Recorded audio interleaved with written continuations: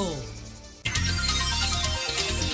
Bueno, señores, está con nosotros el doctor Amaury García, que es el director general del Hospital Traumatológico Ney Arias Lora.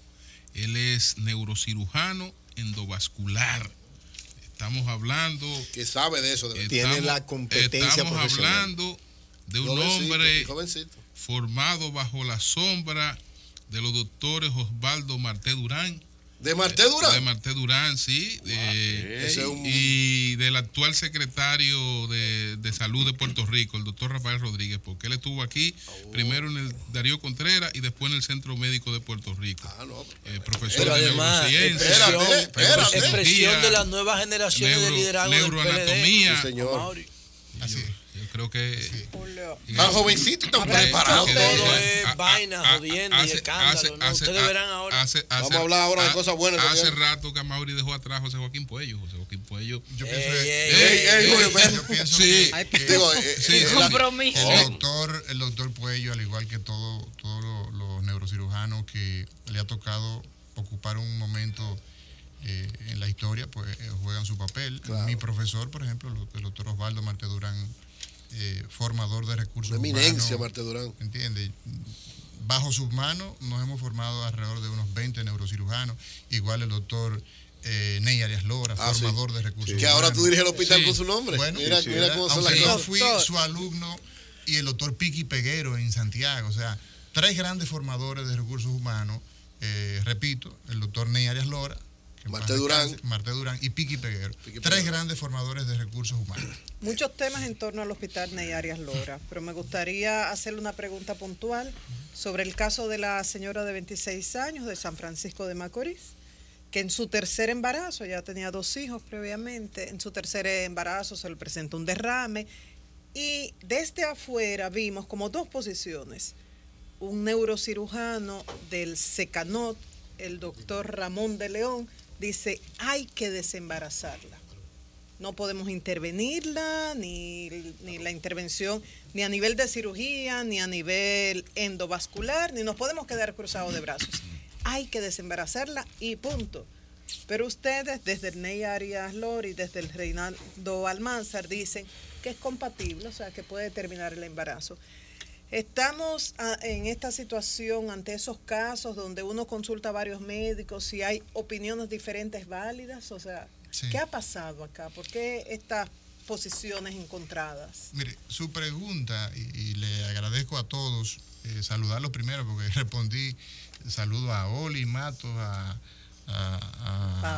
Pablo Macchini, y me encantan sus comentarios de todo, a usted, María Elena, Julio, Eury, a Anibelca, a José La Luz y a Melton Pineda. ¿Te gustó el de hoy, verdad? La bazuca. El de hoy te gustó. Doctor, usted disfrutó ese comentario curioso del compañero Melton. No diga que no. Les puedo decir lo siguiente, yo señores. lo noté. Miren, la medicina hoy día se basa en evidencia. Yo recuerdo cuando era niño que me llevaron donde el doctor Mora, allá en la Catalina de Altamira. Y el doctor Mora le decía a mi abuela, mire, dele esto, y mamá le decía, pero no, dele eso. Y entonces los médicos eran...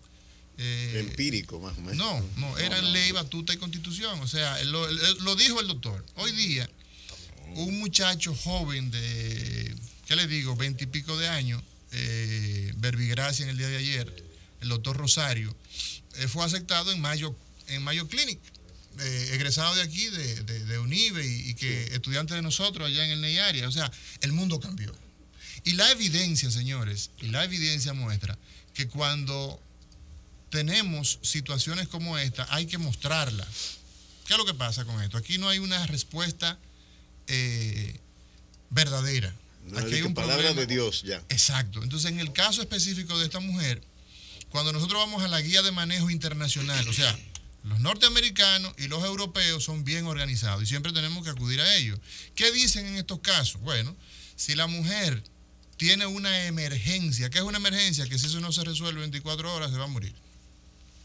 En las próximas 24 horas, si usted no toma una decisión, se va a morir. En las próximas 2 horas, en las próximas 5 horas, en fin. Ahora bien, si esta mujer hizo un derrame y está como usted y como yo, desde el punto de vista que puede hablar, puede caminar, pero tiene una malformación que lo más probable es que ella haya nacido con ella, sangró, pero no evolucionó a crear mayores trastornos.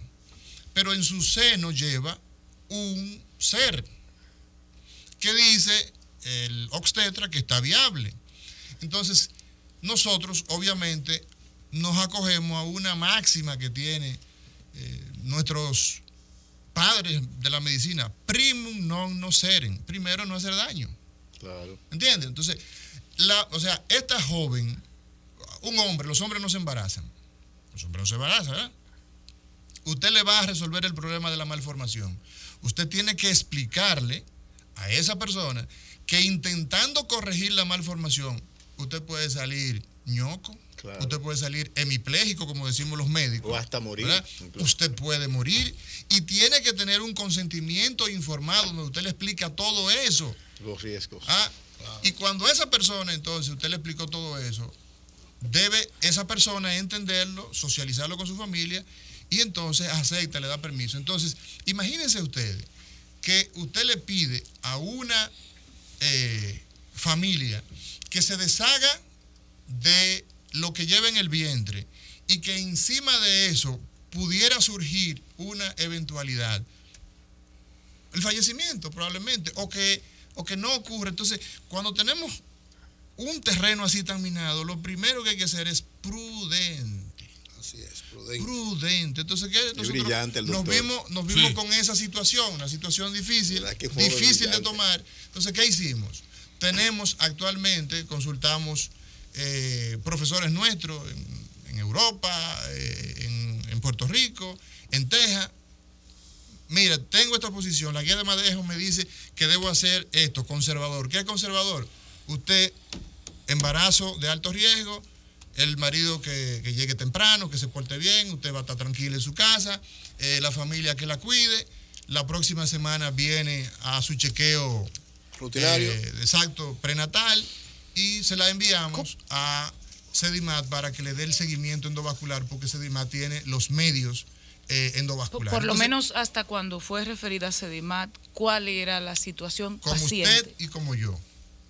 Como usted y como yo. ¿Había superado lo del derrame? ¿Estaba bien? Porque el derrame ocurrió. Nos dimos cuenta por el dolor de cabeza y el tema que él... Pero fuera de ahí no había déficit neurológico. Ahora, ¿qué puede pasar? Lo mismo que puede pasar, lo mismo que le pasó a ella.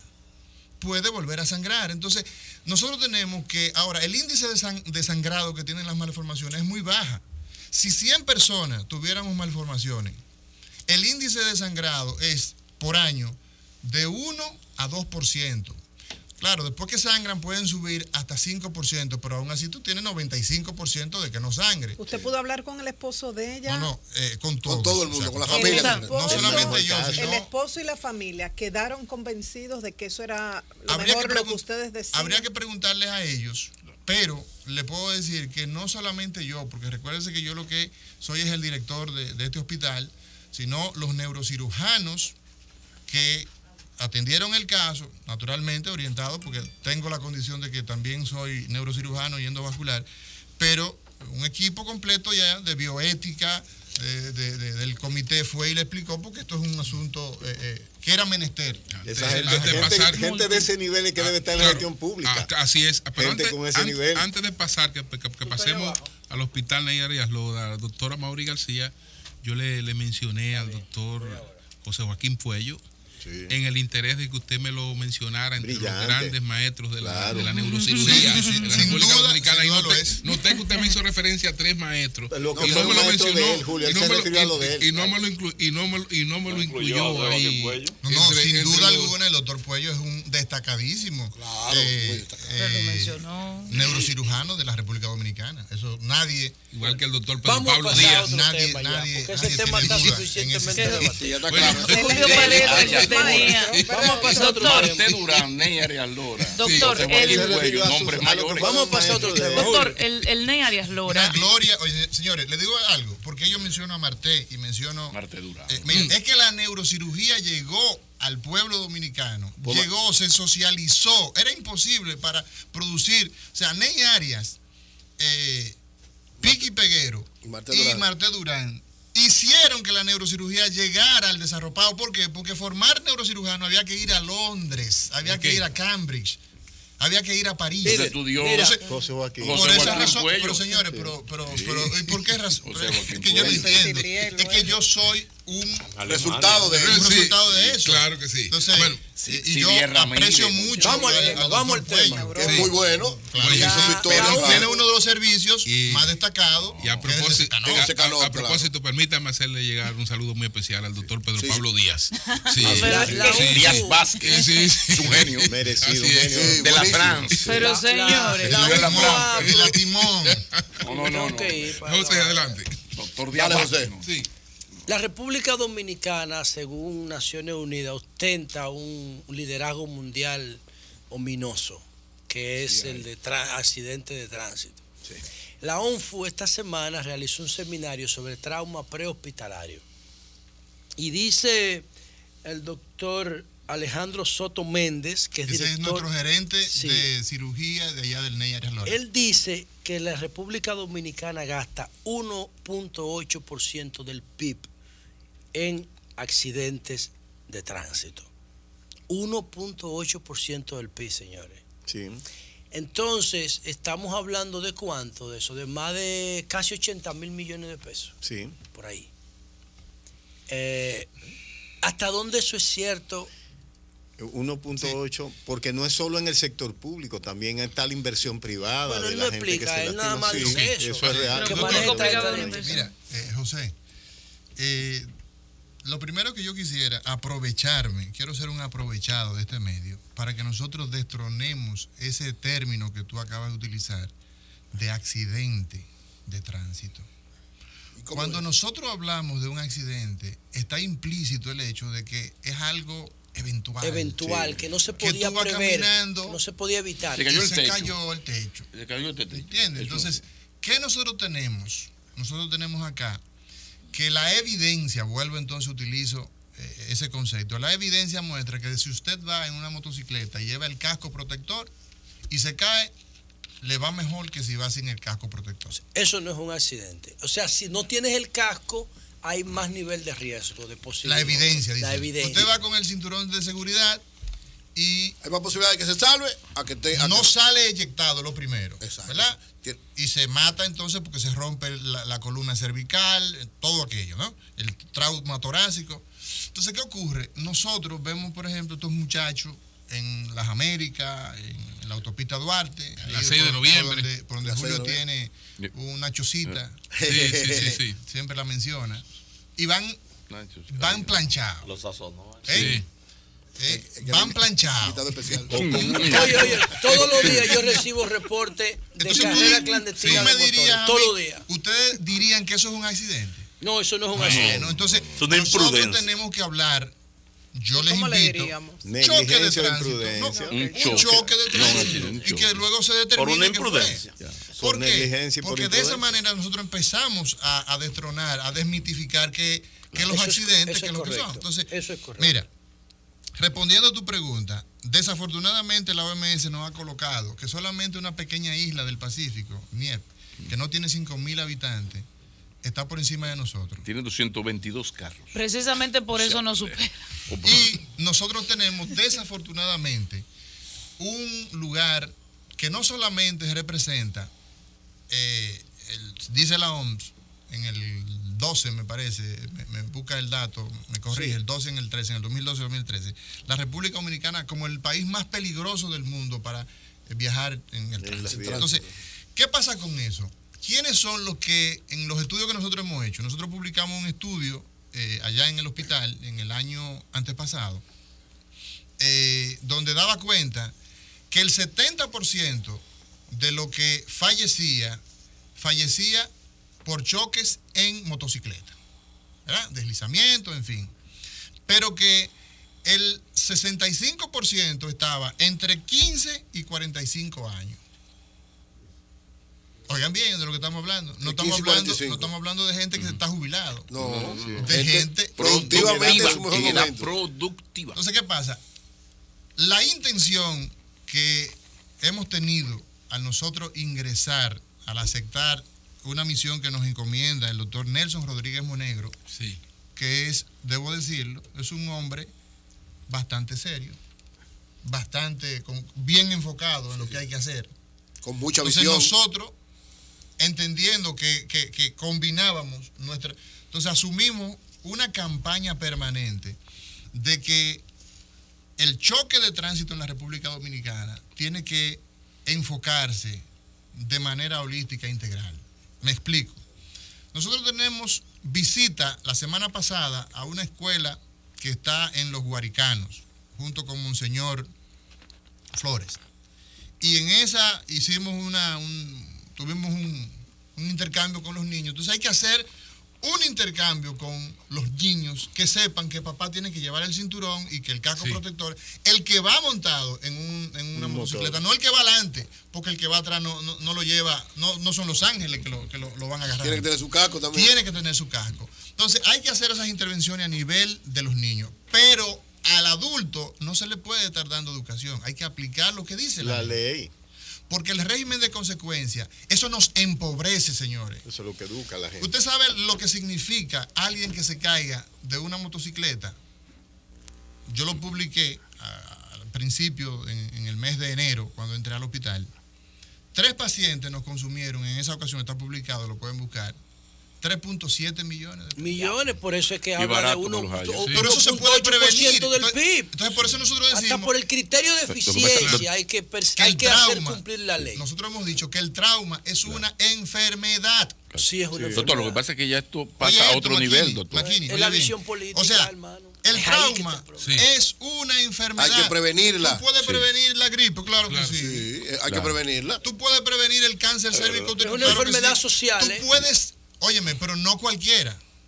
Es la que más mata personas por debajo de 45 años, doctor. Y es la que más discapacita. Doctor, ¿usted realmente qué situación encuentra en este hospital? En todos los casos hay droga y robo. Doctor, el hospital Ney Arias Lora, ¿no?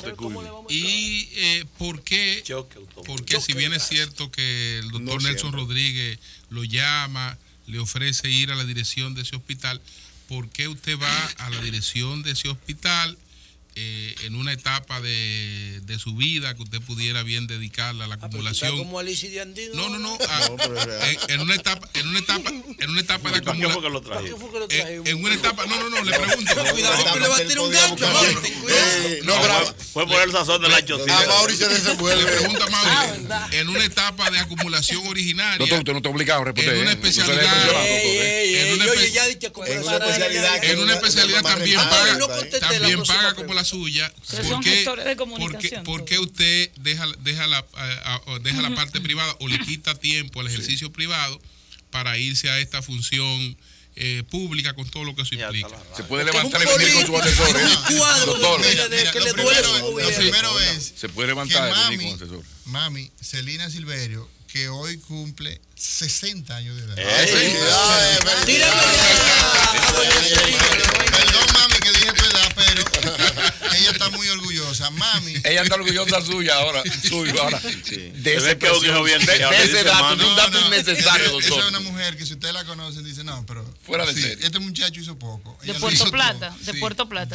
Oye, mami es de Río Grande, de La Catalina, de Altamira, de Puerto Plata. De Altamira, de Sinaida. De un campo. Nosotros somos de un campo. Entonces, mira qué sucede.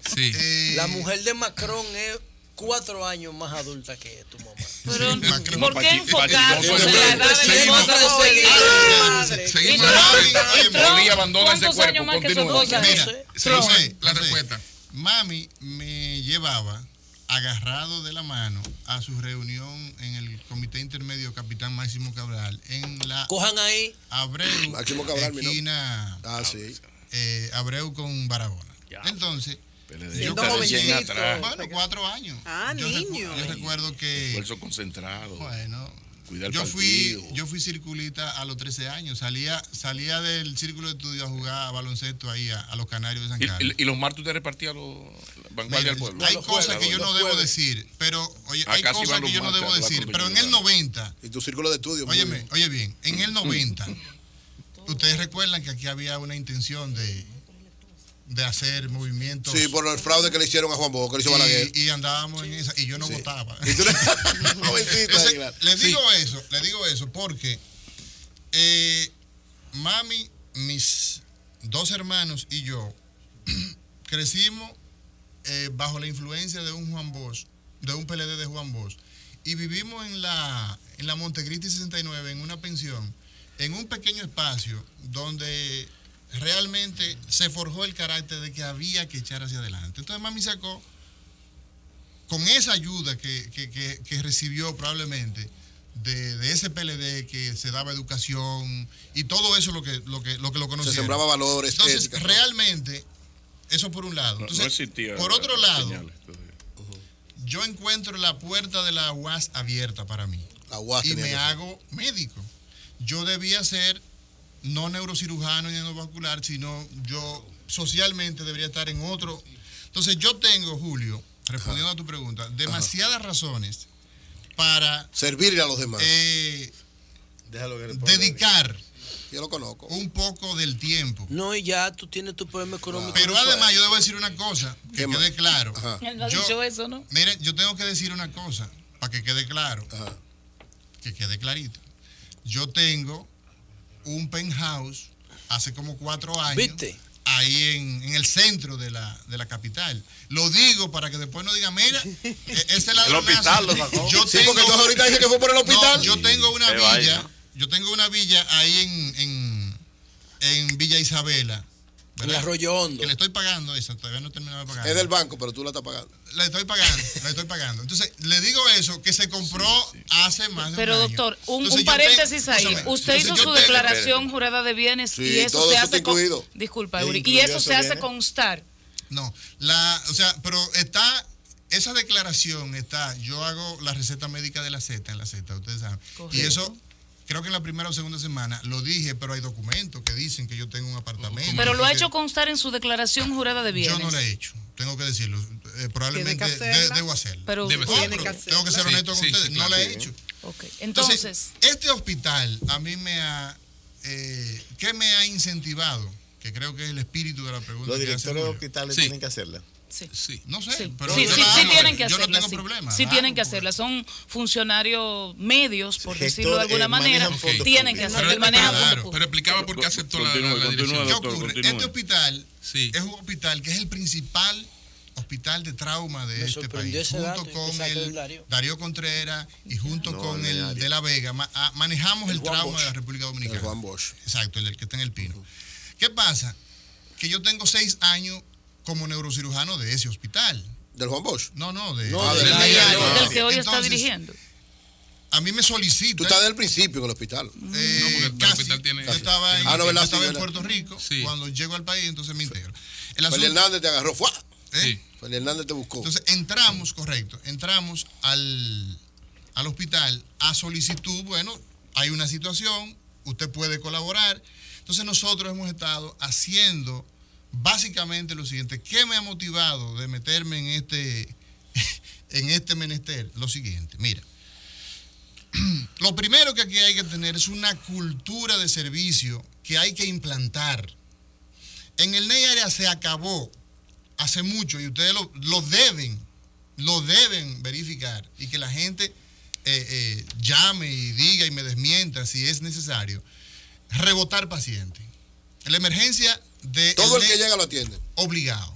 A nadie porque lo si llegó por la emergencia, aunque sea que tiene un dedo malo, hay que y aunque no tenga orientarlo. Seguro. Ahí voy, espérate. Mira, si es visco, si es gordo, si es flaco, si es rubio, si es negro, si es un ser humano, está obligado a darse el servicio. Y si no hay espacio. En Estados Unidos, el drama. Si no hay espacio, dejen que responda a eso. Un dato interesante lo que tú preguntas. Exacto.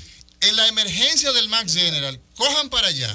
¿Quiénes han ido al Max General? ¿Quiénes lo conocen? Yo no. Ustedes no han ido. Bueno, ustedes no son médicos, pero bueno, saben busquen un hospital grande del mundo y ustedes van a encontrar que en esa emergencia hay 50, 60 gente ingresados en la emergencia.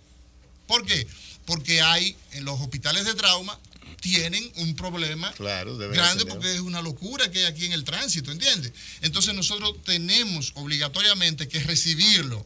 Si la condición del hospital, si ese paciente es un paciente oncológico, anoche nos llaman y nos dicen, mira que hay una persona que tiene cáncer, está en muy mala condición, me llaman a las 11 de la noche, pero me dicen que este es un hospital de huesos rotos, digo yo, usted lo recibe, usted lo estabiliza y usted coordina para llevarlo donde para llevarlo. ¿Por qué? Porque la instrucción que el doctor Nelson Rodríguez Monegro ha dado, que es el encargado de lo que son los servicios, es que la humanización hay que ejercerla. Eso no puede ser una teoría. Una teoría. Una conceptualización. ¿Y cómo usted ejerce eso? Usted tiene que ejercerlo ejerciéndolo. Llegó una persona que tiene un jarrete guayá, usted lo orienta, le hace una placa y lo envía a la consulta. O sea, doctor, que la gente, o sea, doctor, para que nos entendamos, lo que manda el Servicio Nacional de Salud a hacer es, llegó la ambulancia, esto es una red. Llegó ese paciente accidentado, por ejemplo, entonces yo lo recibo en emergencia. Accidentado no, Pablo. Chocado. Okay. Un choque de tránsito. Es un lío semántico, lo podemos pelear usted y yo después. Pero llegó a la emergencia. Lo que manda el protocolo es estabilizarlo en emergencia y luego usted conversa con la familia y dice, mira, el problema es, este paciente necesita cuidados intensivos y la sala está llena. Sí, pero si tú quieres, vamos a agenciar, pero el tigre está ahí, estabilizado. Y se puede morir bajo, oye esto, y se puede morir porque, de hecho, señores, de aquí nadie sale vivo. De este mundo nadie sale vivo. Sí, todo el mundo se muere. ¿Qué significa eso? Esto es como la que las personas tienen derecho a, si corresponde que llegó la hora definitiva, tienen el derecho constitucional, si no cambiemos la constitución, a recibir atención. Claro, es lo que estoy diciendo. Hombre. Entonces, ahora, aunque no tenga seguro médico. No, ese no es el problema. Es que el 30% de los dominicanos no tienen cobertura de seguro. Y cuando eso falla, no hay impunidad, ¿verdad, doctor? Hay un régimen de consecuencias cuando eso falla. Porque esa es la cosa. Déjame decirte. ¿Tiene experiencia usted en su hospital de eso? Déjame decirte que yo no estoy cuidando el puesto. Yo fui ahí, o sea, cuando yo termine esta entrevista, me pueden llamar y decir, mire, doctor, ya terminamos. Yo digo, muchas gracias. Sigo en lo mismo. ¿Sabe por qué? Porque esto es, o sea, es un asunto, es una gestión de principio. O sea, aquí nosotros estamos hablando todos los días. Pero ha tenido experiencia. Danilo no va a ir, oigan esto, Danilo no va a ir a resolver el problema de salud. El problema de salud en el NEI área lo resuelven los médicos. Sí, pero usted ha tenido experiencia de alguien que falló ese protocolo. Sí, pero claro. ¿Y qué se ha hecho? Porque el colegio médico no permite. Pero hay gente, bueno, lamentablemente. ¿Qué ustedes han hecho? Mira, ahí se han dado casos de personas que le han hecho daño incluso a la institución desde el punto de vista financiero y lamentablemente no están. Doctor, denuncias de que denuncian que desde que usted llegó. Pero antes de eso, debo decir que nosotros tenemos una vocación muy alta. Del que tiene seguro, óyeme, le cobramos el seguro todo lo que corresponda. Claro. ¿Sabe por qué? Claro. Para mantener el hospital. El financiamiento que quiero, José, que tú cojas, le dé taller a ese tema. El financiamiento el financiamiento de la salud está en los seguros. En los seguros. Aquí no hay cuarto para los seguros que tiene que garantizar eso. Sí. Doctor, cuando usted llegó al hospital, hubo muchas denuncias en el sentido de que se estaba cancelando personas de manera injustificada, entre otras situaciones. ¿Cómo está el hospital en ese sentido? Sí. Y a su vez le pregunto, que el doctor se tiró a algunos periodistas también. ¿Cuántos NEI Arias Lora necesita República Dominicana? ¿Necesitamos más NEI Arias Lora o necesitamos... Que me salseara Cavada. Doctor, necesitamos más NEI Arias Lora o necesitamos una red de atención primaria más eficiente o qué? Que funcione la red. Esa red, mira, aquí hay mira, si yo te digo a ti, ustedes dicen que no hay cama, ¿verdad? Ajá. Si yo les digo a ustedes que el 40 al 45% de las camas que tienen los hospitales de la República Dominicana están vacías, ¿ustedes me creen? Sí. Ahora, ¿qué pasa? De entrada no le creo. la mala distribución. De entrada no le creo. Yo sé que es así. No, pero disculpa, Oli. Porque están donde no se necesitan. Explique la mala distribución. Ocurre que el primer nivel es por donde se entra al sistema. Yo tengo un amigo, el doctor Tapia, que es pediatra en la ciudad de Nueva York. Mucha gente lo conoce. Juan Tapia, usted lo conoce. Un león. Un león del Bronx. Ocurre, un tipo, mira, una persona maravillosa. Brillante. Saludo a él y a su madre. Doctor, no tenemos centro de atención primaria. Pero espérate, corazón. Vamos por parte. ¿Qué pasa? Que en Nueva York, ¿tú sabes lo que están haciendo ahora las aseguradoras? Que le están poniendo a Juan Tapia, mira, $1 millón para que esa gente que están ahí no se enfermen. O sea, el mejor negocio. Prevención. ¿Cómo es que Cuba, con tantos problemas económicos, puede exhibir números como Londres? Doctor, pero es su gobierno que no está consciente de eso, porque la ley de seguridad social tiene mucho tiempo y manda la atención primaria. Que te responda la primera, entonces, que venga Marilena y Eury. Y el tema de los cancelados. Él todavía no ha llegado a ministro. No. Brevemente, doctor. Que eso puede. El tema de los cancelados. ¿Qué pasa? Nosotros tenemos una situación y es lo siguiente. Cuando yo llego, nosotros encontramos situaciones que ese hospital tiene una cantidad de empleos que son exorbitantes. Cuando nosotros vemos la relación que hay entre lo que necesita el hospital y lo que tiene. ¿Cuánto necesita? Se dice, cuando el hospital arranca, se decía que tenía la necesidad de 700. Se han incorporado algunos servicios y nosotros estimamos que deben andar alrededor de la necesidad, entre 800, quizás 900. ¿Y cuántos tiene? 1.300 recibimos. O sea, prácticamente estamos hablando hay un exceso de personal y gente que hay que pagarle. Entonces, ¿qué pasa? ¿Qué pasa con esos cancelados? Nosotros encontramos, le pedimos algunos informes a los gerentes y en una unidad habían 7 personas, 7 que no iban al hospital. Botellas. Bueno, entonces, ¿qué tuvimos que hacer? Lamentablemente, desvincularlo. Claro. Lo que corresponde. ¿Qué dijo el colegio médico? Eso no hizo bulla, no. Reacción del colegio. Eran administrativos. Te alabamos, señor. Administrativos. El que protestó fue el colegio de periodistas. Entonces, ¿qué pasa? ¿Cómo? No me caliente tanto. No, pero No, aclara eso. Sin estar en nómina, que son dos cosas diferentes. No, aclara eso. O sea, botella, gente que cobraba y no trabajaba. El tema de los médicos, no quiero que se quede sin que la gente entienda. Mira, nosotros tenemos 53 médicos, por ejemplo. No es que ese es el universo, estoy hablando en un renglón. Entre cirujanos, en ese momento teníamos esa cantidad, entre cirujanos, ortopedas y anestesiólogos, 53 profesionales, ¿verdad? Ocurre que encontramos una distorsión, que se contrataron,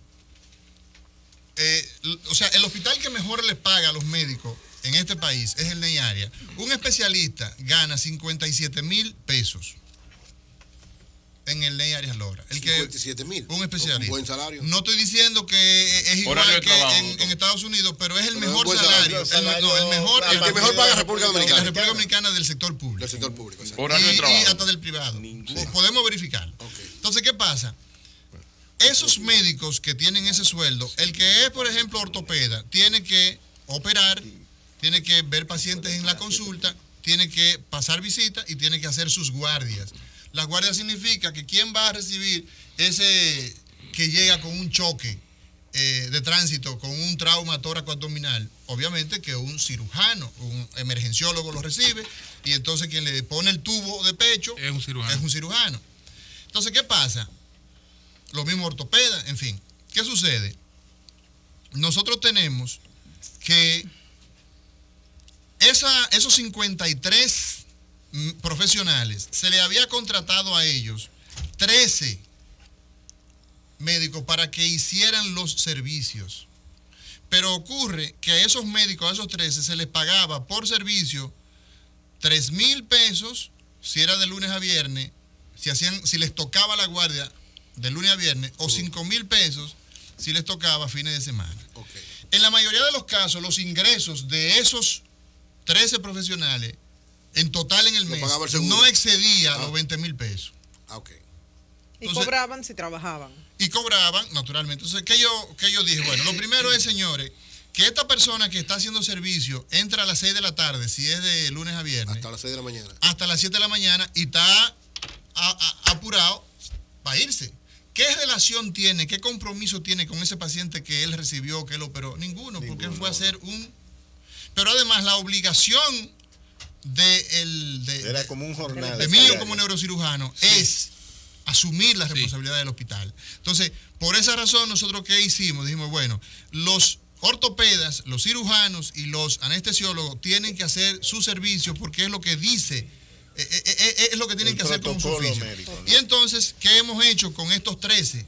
Bueno, hemos tomado, por ejemplo, de cirugía, hemos tomado una persona, ahora creo que podemos contratar otra, de anestesiología, hemos tomado 2 y le hemos puesto el sueldo de 57,000 pesos. Okay. Entonces, naturalmente que todavía quedarán algunos. Si lo necesitamos, entonces vamos a proceder. Ya estamos terminando. Marilena, Eury y Oli, breve, por favor. Pregunta Edison Peña, si es legal que a los pacientes se les obliga a firmar un pagaré cuando se les da de alta y no tienen el dinero para pagar, y si es humano que las madres, los familiares tengan que dormir en contenes porque no se les permite dormir junto a su familia y que tienen que esperar. Excelente pregunta. Y María Elena pregunta el protocolo de mujeres que aparentemente vienen agredidas a nivel familiar. Lo del pagaré abusador no lo pregunte, pues si te han dado la atención médica, que es lo importante. Si te han dado la atención médica, si te salvaron, lo menos que te pueden pedir es que se compromete a pagar y te paga su ritmo, pero paga.